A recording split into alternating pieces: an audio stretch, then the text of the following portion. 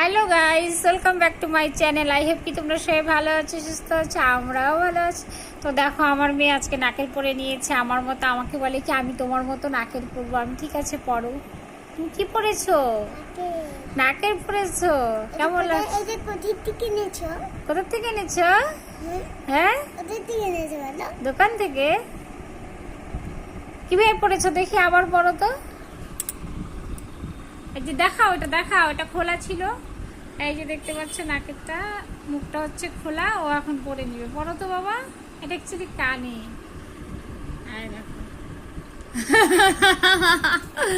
দেখেছো তোমরা, ও পরে নিয়েছে। কি সুন্দর। কেমন লাগছে তোমার নাকের পরে?